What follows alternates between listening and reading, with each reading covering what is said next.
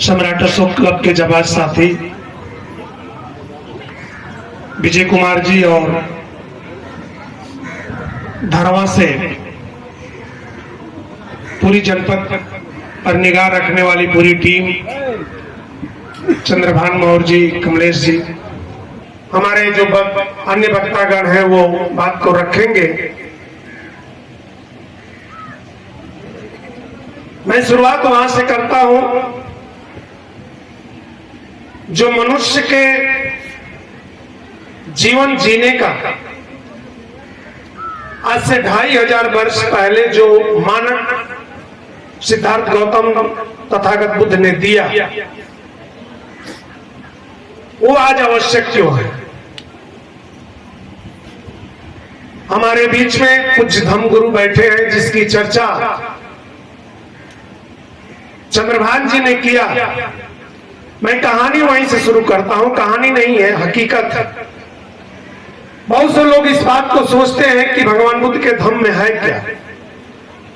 तो खास तौर से जो हमारी माताएं बहनें बैठी हैं और प्रबुद्ध समाज बैठे हैं, यह एक चिंतन का विषय है, चिंता का विषय नहीं है। बहुत से लोग इस बात को मानते हैं कि हमारे घर में तो लोग बुद्ध को नहीं मानते, बड़ी चिंता की बात है। लेकिन मैं कहता हूं कि चिंता की नहीं, चिंतन की बात है।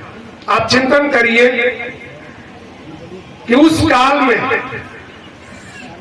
कौन सी ऐसी परिस्थिति थी जिस पर आज लोग, अगर निर्विवाद रूप से कहूं इस मंच के माध्यम से, तो धर्म को भी आज भारत में जाति में बांट दिया गया। धर्म को, जाति के तो छोड़ दीजिए, रंग को भी अब मजहब में बांट दिया गया। हरा है तो किसका है, केसरिया है तो किसका है, धानी है तो किसका है। लेकिन भगवान बुद्ध के काल में ऐसा नहीं था। आपके सामने पंचशील झंडा दिखाई दे रहा है, ये भगवान बुद्ध का धर्म है। इसमें तो 5 रंग समाहित है। आप कोई बता सकता है कि इसमें कौन सा किस धर्म का है? कोई लोग इसी को लेकर के लड़ रहे हैं कि ये तो मेरा है। कोई सनातन को लेकर के लड़ रहा है। 2.5 वर्ष पहले भगवान बुद्ध सनातन की बात को बता दी। मैं रूबरू आप लोगों से इसलिए होना चाहता हूं कि बहुत सारे लोग इसी बात को कहते हैं कि भगवान बुद्ध के धर्म को लोग मानते नहीं। लेकिन मैं ये कहना चाहता हूं इस मंच के माध्यम से कि दुनिया का कोई ऐसा व्यक्ति नहीं है, चाहे वो किसी धर्म संप्रदाय का हो, किसी जाति का हो, किसी मजहब का हो, जो भगवान बुद्ध के धम्म के बिना एक पल भी जीवित रह सकता है। ये मेरा दावा है। सिर्फ अंतर क्या है कि उसको हम जान नहीं पाते हैं, लेकिन मानते हैं, उसको करते हैं अपने जीवन में, लेकिन जानते नहीं है कि भगवान बुद्ध का यह धम्म है। जैसे भगवान बुद्ध का है, भगवान बुद्ध से पूछा गया कि दुख का कारण क्या है, तो भगवान बुद्ध ने कहा कि 2 अतियां दुख के कारण है। और उसी को बाद में कबीरदास जी कह दिए। तो भगवान बुद्ध की बातों को विद्यालय में पढ़ाया नहीं गया, तो हम जान नहीं पाए। कबीर से बहुत पहले तथागत बुद्ध हो गए, लेकिन कबीरदास जी कह दिए कि अति के भला न बोलना, अति के भला न चुप। इस बात को सब लोग समझ गए कि अति नहीं करनी चाहिए, अति बोलना नहीं चाहिए, अति चुप होना नहीं चाहिए। और उनसे बहुत पहले भगवान बुद्ध कहे कि 2 अतियां ही मनुष्य के दुख का कारण है। अगर कोई भी अति करोगे, या तो अति अधिक करोगे या तो कम करोगे, वही तुम्हारे दुख का कारण है। और उसका उन्होंने निवारण दिया कि वो मध्यम मार्ग है। भगवान बुद्ध का धर्म मध्यम मार्ग है। उन्होंने कहा कि जब दुख हुआ, कहा ही नहीं, अगर उनके जीवनी को पढ़ेंगे तो भगवान बुद्ध से पहले जब सिद्धार्थ गौतम थे तो वो सुख का अति किए थे। दुनिया का ऐसा कोई सुख नहीं था जो सिद्धार्थ गौतम को न मिला। इतिहास के पन्नों में लिखा है कि राजा शुद्धोधन को पता चल गया कि ये मेरा बेटा अगर या तो चक्रवर्ती सम्राट बनेगा या तो बैराग बनेगा। बैराग बनने से बचने के लिए चारों ऋतुओं की, तीनों ऋतुओं के लिए उनके अलग अलग भवन बनवाए गए थे और सुख की सारी पराकाष्ठा को उन्होंने तोड़ दिया।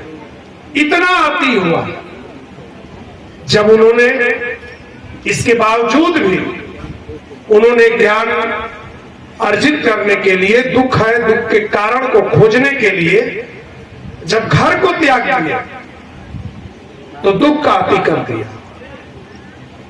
दुख का अति कर दिए। 1 दिन, 2 दिन, 3 दिन, 4 दिन बिना भोजन का रहना शुरू किए।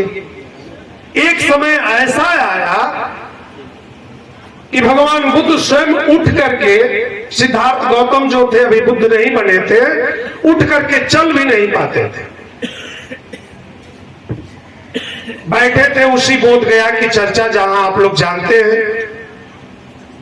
एक तरफ से महिलाओं का एक समूह जा रहा था और बीड़ा बजाते हुए उनके कानों में वो ध्वनि गई।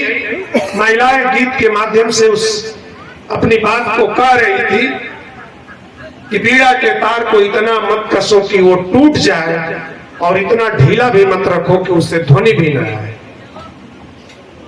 सिद्धार्थ को इस बात का जब आभास हुआ तो उनको लगा कि मैंने अपने दोनों का पराकाष्ठा को अति कर दिया। इसके बाद बगल में जहां बैठे थे, मैं गया हूं, आप लोग जो लोग गए होंगे देखे होंगे, फाल्गु नदी है। फाल्गु नदी में जाते हैं, नहाते हैं, स्नान करते हैं और स्नान करने के बाद जब पुनः सिद्धार्थ ध्यान में बैठते हैं तो यदुकुल में पैदा हुई सुजाता ने एक मनौती मानी थी और उस मनौती में सुजाता ने खीर बनाए और खीर बना करके उस पीपल के वृक्ष के पास जब गई तो वो देखी कि एक सन्यासी पूरी तरह से जर्जर अवस्था में पड़ा है। तो उसे देख करके सुजाता ने सिद्धार्थ को जो है खीर खिलाई और जब खीर खाने के बाद जब उनके शरीर में ऊर्जा पैदा हुई तब उनको पता चला कि ये भी मेरा अति था। और उसी दिन वो बोले कि 2 अतियों का कारण ही दुनिया में हर मनुष्य दुखी होता है, इसीलिए मध्यम मार्ग पर चलने की जरूरत है। ये पहला भगवान बुद्ध का सूत्र है। अब आप अपने जीवन में देख रहे, माताएं बहनें डेली एक कार्य करते हैं। आप भोजन बनाती हैं, आप सोच करके देखें भगवान बुद्ध का धर्म। एक चीज और मैं कहूंगा कि भगवान बुद्ध के धर्म को पढ़ने के लिए, बुद्ध के धर्म को जानने के लिए 2 चीजों से आपको दूर होना पड़ेगा। एक तो लालच और दूसरा भय। एक भय और लालच से जब आप दूर होंगे, चाहे वो मनुष्य हो, पुरुष वर्ग हो या महिला वर्ग। अब भय क्या है? अगर भय आपको है तो डर के मारे आप कुछ समझ नहीं पाएंगे, या लालच है तो लालच के लिए कुछ कर सकते हैं। लेकिन भगवान बुद्ध कहते हैं कि इन दोनों को आपको विरत रहना है, इससे दूर रहना है, तब उनके धर्म को आप समझ पाएंगे। जैसे हमारी माताएं बहनें डेली खाना बनाती हैं, सब्जी बनाती है, दाल बनाती है। आप लोग सोच करके देख लीजिएगा, अगर दाल बनाती है तो नमक कितना डालती है, अधिक या कम? कोई ऐसी महिला बता दे जो डेली अपने परिवार में अगर दाल बनाती है, सब्जी बनाती है, अगर नमक अधिक डालती होंगी तो निश्चित तौर से आपके परिवार से आज नहीं तो कल आपको उलाहना सुनना पड़ता होगा। अगर कम भी डालती हो तो आज नहीं तो कल एक दिन कहना पड़ेगा कि तुम्हारे पास कोई भी गुण नहीं है, तुम आज तक खाना भी नहीं बना सकती हो। तो आप कहां भगवान बुद्ध के मार्ग से बच गई हैं?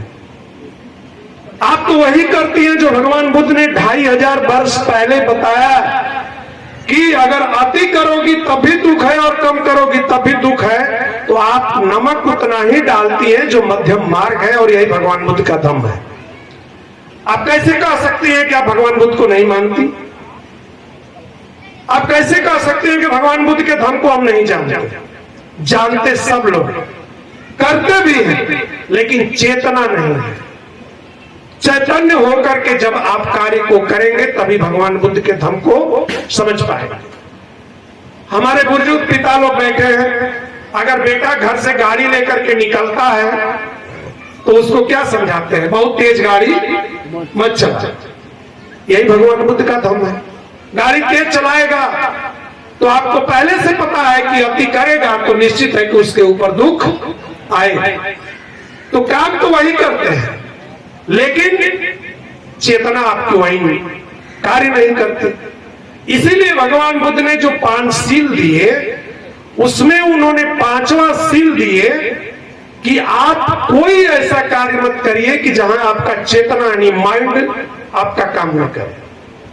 उसको विस्तार में हमारे पीछे के लोग बताएंगे। अंतर क्या है?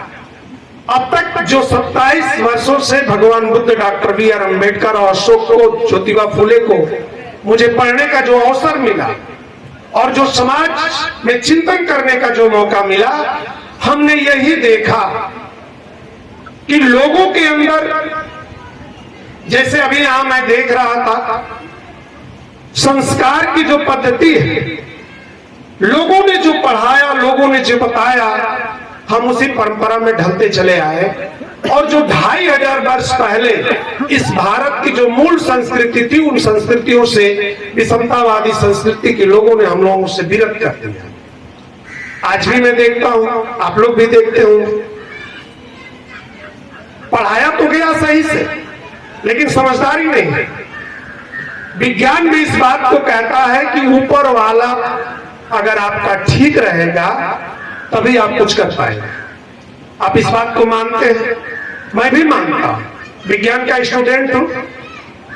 ऊपर वाला अगर ठीक रहेगा तभी आप कुछ कर पाएंगे। अगर ऊपर वाला खराब हुआ तो आप कुछ नहीं कर पाएंगे। समझाया तो उसने सही, लेकिन हम समझ नहीं पाए। जैसे ही ऊपर वाले की बात किए तो हम कहां देखने लगे? आसमान में देखने। लेकिन उस समय भी बताया गया कि किसी भी व्यक्ति को अगर ऊपर वाला ठीक नहीं है, अगर ऊपर वाला आपका क्या है? माइंड है। ऊपर वाला आपका विवेक है, ऊपर वाला आपका बुद्धि है। लेकिन इस ऊपर वाले को हमने किसी अन्य पर भरोसा कर लिया कि इसके ऊपर भी कोई है। लेकिन अगर ये ठीक है, अगर आपका माइंड ठीक है, तो आप निश्चित तौर से किसी भी बात को बारीकी से समझ सकते हैं। लेकिन हमने समझने का जो तात्पर्य देखा, लोग ऊपर वाले किसी और पर भरोसा कर बैठे, अपने पर भरोसा छोड़ दिए। लेकिन भगवान बुद्ध कहते हैं, उन्होंने उनकी धम्म नीति कहती है कि अपने आप पर भरोसा करो। भगवान बुद्ध कहते हैं कि अपदीपो भवो, अपना प्रकाश स्वयं पर, अत ही नाथ हो, अपना मालिक स्वयं बनो, तुम्हारा दूसरा कोई मालिक नहीं। लेकिन हम लोगों ने किसी और को मालिक माना, ऊपर वाले को माना। तो मालिक जब अपना स्वयं रहेंगे तो आपके पास चेतना रहेगी, आपके पास जागृति रहेगी, आपके पास सब कुछ रहेगा।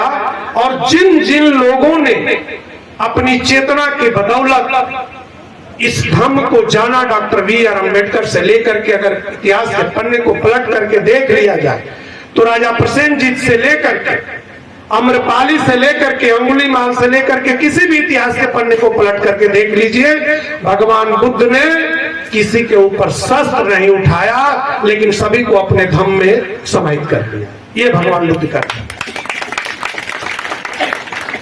आज बेशक हम लोग कहते हैं कि हिंसा पर अहिंसा की विजय है, निश्चित है।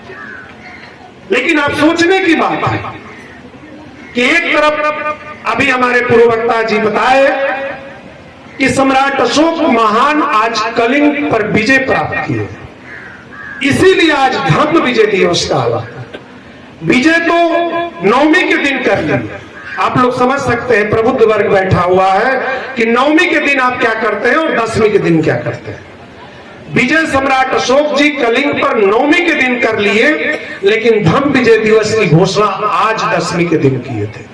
और उन्हीं का चचेरा भतीजा, चचेरा भाई का जो बेटा न्यायक्रोध, जिसकी चर्चा हमारे डॉक्टर श्री गोविंद जी ने की, सम्राट अशोक महान के चचेरे भाई न्यायक्रोध, सारी सुसीम के बेटे न्यायक्रोध भिक्षु बन गए।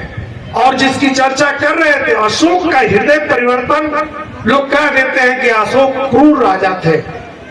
मैं कहता हूं कि ऐसा कतई नहीं, अशोक क्रूर नहीं थे, उनको इतिहासकारों ने क्रूर बनाया। अशोक को कहा जाता है कि 99 भाइयों को उन्होंने हत्या कर दिया। मैं पूछता हूं कि बिंदुसार की 3 रानियां थी, किस भारतीय संविधान और किस धर्म में और किस संस्कृति में एक मां 33 बच्चे को जन्म दे सकती है? किसी भी संस्कृति में ऐसा नहीं है। इसलिए इसका मैं खंडन करता हूं कि सम्राट अशोक ने अपने 99 भाइयों की हत्या नहीं किए, बल्कि इतिहासकारों ने उसको कहे तो कलम कसाईयों ने उनको लिख करके क्रूरता का परिचय दे दिया। अशोक जैसा दुनिया में कोई राजा था, न आज भी है, न आगे भी कोई हो सकता है, क्योंकि उनके अंदर करुणा, मैत्री, सद्भाव क्या नहीं था। एक दिन में थोड़ा ही हृदय परिवर्तन किसी का हो जाएगा। जैसे लोग कहते हैं कि अंगुलीमाल डाकू था, एक दिन में हृदय परिवर्तन हो गया। इतिहास के पन्ने को पलट करके देख लीजिएगा, अंगुलीमाल का नाम अहिंसक था। एक दिन में परिवर्तन नहीं हुआ, उस विषय को छुएंगे तो घंटों लग जाएगा। लेकिन भगवान बुद्ध को धम्म को समझने के लिए सबसे जरूरत है कि आपके अंदर करुणा हो, मैत्री हो, आपके अंदर धम्म की चर्चा करने के आपके माइंड का जो कहा लिया जाए कि एंटी वायरस उसमें जब पड़ेगा, तब भगवान बुद्ध की आपको समझ पाएंगे। सिर्फ एक छोटी सी घटना के बाद मैं अपनी बात को खत्म करूंगा, क्योंकि बहुत सारे वक्ता हैं। जैसा कि हमारे बीच भंते जी बैठे हैं, जिनका चिवर पहन लेने के बाद बौद्ध धर्म में जाति की बात नहीं होती है, लेकिन उद्घोष हुआ है, तो उसकी मैं चर्चा कर देता हूं कि भगवान बुद्ध का धम्म कितना बेशकीमती है।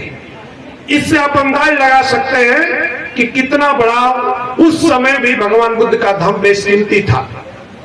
भगवान बुद्ध ज्ञान प्राप्त करने के बाद जब आए, कपिल वस्तु आने के बाद, कपिल वस्तु के जब एक बगीचे में बैठे थे, जब राजा शुद्धोधन को बात पता चली कि मेरा बेटा भिक्षाटन कर रहा है, तो उनको बड़ा आश्चर्य लगा कि एक राजकुल का घराना, एक राज परिवार जिसका पूरा साम्राज्य है, उसका बेटा भिक्षाटन कर रहा है। तो भगवान बुद्ध को वो मनाने गए। जब भगवान बुद्ध कहे कि पिता आप हैं, मैं पिता का सम्मान करता हूं, लेकिन जिस चीज को मैंने पा लिया, अरहत को प्राप्त कर लिया, तो मुझे किसी का भय, लालच मेरे पास अब नहीं है। वो घर जाते हैं। घर जाने के बाद वो आने वाला जो धम्म दिवाली होता है, दिवाली से एक दिन पहले जो आप नरक चतुर्दशी मनाते हैं, अब सोच लीजिए क्या क्या सांस्कृतिक परिवर्तन हुआ। जिसको नरक चतुर्दशी कह दिया गया, उसी दिन भगवान बुद्ध पहली बार कपिल वस्तु पहुंचे थे। तो जब वो लौट करके फिर वन में आकर के बैठते हैं, तो 8 राजकुमारों ने, शाक्य राजकुमारों ने भगवान बुद्ध के धम्म को ग्रहण करने के लिए जिस प्रकार से भगवान बुद्ध घर को त्यागे थे, उसी प्रकार से 8 राजकुमारों ने अपने घर को त्यागा। और त्यागने के बाद जो उनका सेवक था, उस जमाने में नाई जातियां थी, नाई जातियां सेवक हुआ करती थी। नाई जो उनके सेवक थे, नाई थे, जिनका नाम था उपाली। मैं पूज्य भंते जी को बंदामी करता हूं कि आपका नाम भी उपाली ही रखा है। उस नाई जो उनके सेवक थे शाक्य राजकुमारों के, उनका नाम था उपाली।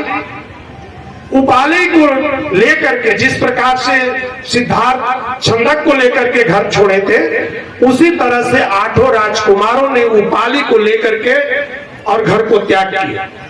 और उनके पास जितना सोने का आभूषण, आप सोच सकते हैं कि राजकुमारों के पास कितने सोने के गहने हुआ करते थे, राजशाही वस्त्र हुआ करते थे। जब वो नगर से बाहर आ गए कपिल वस्तु से बाहर आए तो उपाली को बोले, एक बगीचा था, बगीचे में 8 राजकुमार रुके और रुकने के बाद अपने सेवक उपाली को बोले कि ये पूरा राजसी जो आभूषण है, इस राजसी आभूषण को तुम अपने पास रख लो और हम लोग जा रहे हैं। उपाली बड़ा विचलित हुआ कि 8 के 8 फिर कहां जा रहे हैं। वो बोले कि हम लोग भगवान बुद्ध के पास जा रहे हैं। तो उपाली इस बात को सोचे कि आखिर इतने कीमती आज के जमाने में करोड़ों के वो जवाहरात रहे होंगे, ये इतना हमको कीमती आभूषण दे करके इससे भी कीमती चीज को लेने के लिए लोग जा रहे हैं। लगता है कि उपाली आभूषण को ले ली। 8 राजकुमार पूरे अपने राजशाही वस्त्र को उन्होंने बदल दिया, सन्यासी का वस्त्र पहने और पहन करके जो पथ होता है, एक मार्ग होता है, उस मार्ग, जैसे ये मार्ग है, मार्ग से वो जाने लगे। उपाली पूरा आभूषण का गठरी बांध करके, राजशाही वस्त्र का गठरी बांध करके इस बात को सोच रहे हैं कि आखिर इस बेकीमती चीज से भी तो कोई अच्छी चीज भगवान बुद्ध के पास है, जो इसको छोड़ करके ये लोग उनके पास जा रहे हैं। उपाली के मन में उपाली का ऊपर वाले ने उसका सहयोग किया। यही ऊपर वाले उपाली का सहयोग किए और उपाली क्या करते हैं कि पूरे उस राजशाही वस्त्र को और आभूषण को उस बगीचे के एक टहनी में बांध कर त्याग। देखिए वहां मैं बोला, लालच और भय उतने बड़े चाहते तो वो पूरा जीवन पर्यंत वो आदमी अपना जीवन जी सकता था जितना उसके पास आभूषण मिल गया था, लेकिन उस पूरे आभूषण को और पूरे राजशाही वस्त्र को उसी बगीचे में टांग करके, और जो जिसको पगडंडी कहा जाता है, तिरछे मार्ग पर जा करके और भगवान बुद्ध के पास पहले पहुंचे।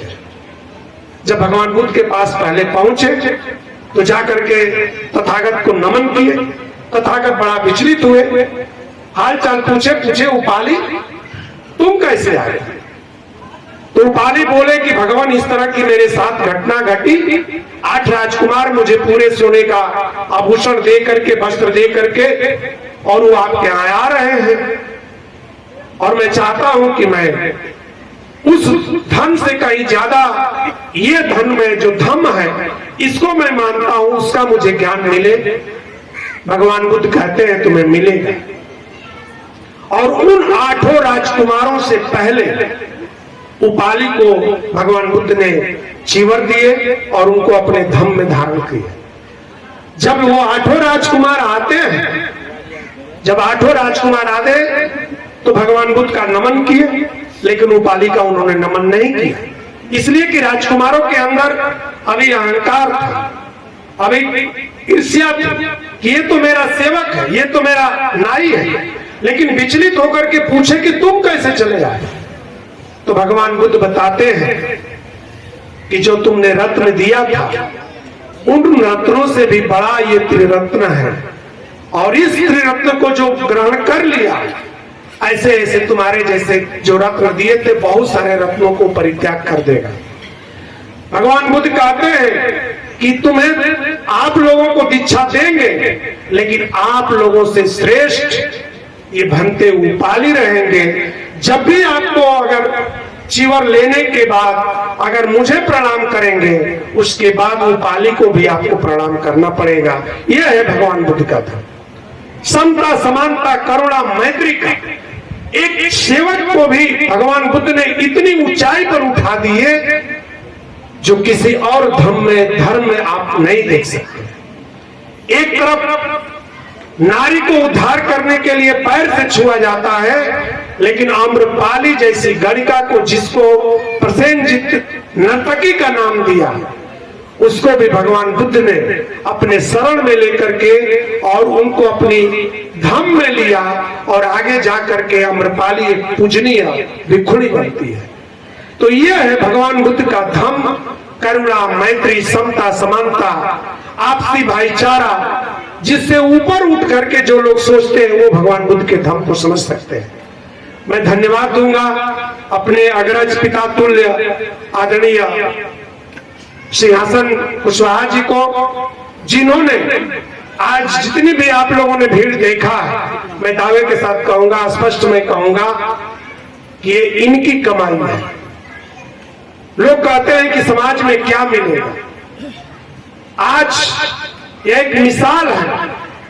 आज उचौरी गांव के लिए आपने एक इतिहास के पन्ने में ऐसे स्वर्णिम अक्षर से अपना अंकित किए हैं कि जिले का कोई भी ऐसा कार्यक्रम नहीं हो, नाम भले लोग न जानते हो, लेकिन इस चेहरे को सब लोग पहचानते हैं कि यही सिंहासन मोर है, जो पूरे जनपद ही नहीं, मैं तो आश्चर्य करता हूं। एक बार हुरमुजपुर की धरती पर मैं गया, जहां आज धम्म विजय दिवस मनाई जा रही है। जब मैं वहां पहुंचा, अपनी गाड़ी से मैं जब पहुंचा तो आप वहां मौजूद थे। मैंने पूछा, प्रणाम किया, बंदामी किया। मैंने पूछा कि आप कैसे, कहीं रिश्तेदारी है क्या? बोले कि मैं साइकिल से चला है। मैं नमन करता हूं ऐसे त्यागी पुरुष को, जो भगवान बुद्ध के धम्म को लेकर के, और इनके जो लायक जो पुत्र हैं, तीनों पुत्र हैं, जिन लोगों ने इस विरासत को बचा करके आगे बढ़ाने का काम किया। इसीलिए चंद लाइन में आपको समर्पित करता हूं कि नए मकान में पुरानी तस्वीर रखता कौन है? नए मकान में पुरानी तस्वीर रखता कौन है? आजकल शहरों में परिंदों को पानी रखता कौन है? एक आप ही थे जो गिरती हुई दीवारों को बचाए रखा, वरना अपने पूर्वजों की निशानी बचा करके रखता कौन? आपने इतिहास बना दिया। और मैं चाहूंगा कि आने वाले लोग इनसे प्रेरणा लेकर के, ये जिस तरह से बीएसएनएल का, जियो का टावर है, टावर क्या काम करता है? एक टावर यहां बैठता है तो एक टावर आगे बैठाया जाता है सिग्नल पकड़ने के लिए। ये सिग्नल पकड़ता है। मोबाइल आपका जब कनेक्ट कम होगा तो आप बोलेंगे कि टावर लगता है कि इस बीच में नहीं है, तो ये भगवान बुद्ध का टावर बैठा है, जो यहां से अब कनेक्टिविटी बढ़ेगी तो उधर धर्मा जाएगी, इधर लावा जाएगी, इधर जो है पूरे क्षेत्र में एक कनेक्टिविटी बढ़ाएगी। और मुझे पूर्ण विश्वास है कि हमारे यहाँ के प्रधान जी बैठे हुए हैं, हमारे अग्रज गांव के प्रथम नागरिक हैं। आने वाले समय में इस उचौरी का नाम गाजीपुर के इतिहास के पन्नों में लिखा जाएगा, मुझे पूर्ण विश्वास है। इसी आशा और विश्वास के साथ आप लोगों ने मुझे धैर्य से सुना, आपका अभिनंदन करता हूं, वंदन करता हूं। सभी लोगों को जय भारत का उद्घोष करता हूं। जय भारत, नमो बुद्धाय, जय सम्राट अशोक, जय श्री